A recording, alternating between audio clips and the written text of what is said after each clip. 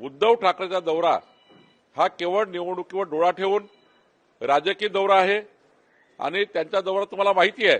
मुख्यमंत्री असताना कधी शेतकऱ्याच्या बांधावर गेले नाही, मुख्यमंत्री असताना कधी त्या ठिकाणी विधिमंडळात आले नाही, मुख्यमंत्री असताना मंत्रालयाचा दरवाजा कधी बघितला नाही, 2-2.5 दिवस आले.